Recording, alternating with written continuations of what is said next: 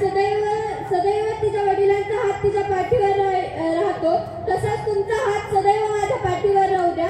आणि जर आपण शिवरायांचे विचार आज जपले असते तर हा अन्याय झालाच नसता आणि एक समाजसेवकाचा म्हणजे जसं माझ्या वडिलांची जी आज हत्या झाली ती झालीच नसती।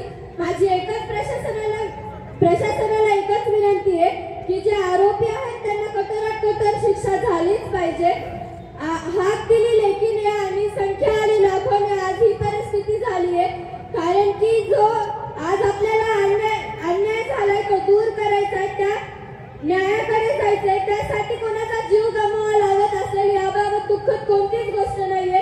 म्हणून मी प्रशासनाला एक विनंती करते की ज्याप्रमाणे माझ्या वडिलांची हत्या झाली अशीच हत्या दुसऱ्या कोणाची होऊ नये, त्यामुळे आरोपींनाही कठोरात कठोर शिक्षा झालीच पाहिजे। मी दोनच शब्दात तुम्हाला व्यक्त होणार आहे। पाठीमागं पोलीस प्रशासनातील सगळे लोक आहेत, इथं पण आहेत, त्यांना माझी एक विनंती आहे, हे जे घटनाक्रम झालाय सगळा, कालपर्यंत जे आरोपी अटक झाले त्या एका आरोपीवर 10, 15, 20, 25 गुन्हे, कुठलीच कारवाई त्यांच्यावर नाही घडली। त्यांना सगळं अभय झालं। अभय होतं का खरंच?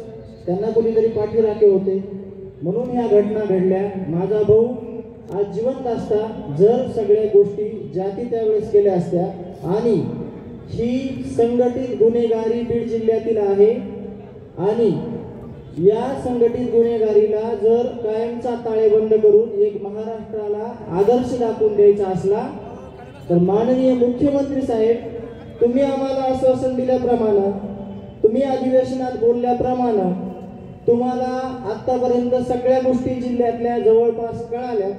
माझी एकच हात जोडून विनंती आहे, माझ्या भावाला, माझ्या कुटुंबाच्या प्रमुखाला, माझ्या गावाला आणि लाखो तुम्ही जे माझं जग ज्याच्यात सामावलेलं होतं, माझ्या कुटुंबाचं जग ज्याच्यात सामावलेलं होतं ते माझे भाऊ संतोष अण्णा देशमुख, माझा आरसा होता, मी त्याची सावली होतो। त्या भावाला लवकरात लवकर न्याय द्या, नाहीतर तुम्हाला सगळ्यांना न्याय देणं होत नसेल तर मला भाऊ आणून द्या। एकच मागणी करतो, ह्या सगळ्या जे संघटित आरोपी आहेत त्यांचे CDR काढा। इथं पुण्यामध्ये काय काय घटनाक्रम घडला, कुठं ते थांबले, त्यांना कोण भेटले, त्या सगळ्यांचे CDR काढा।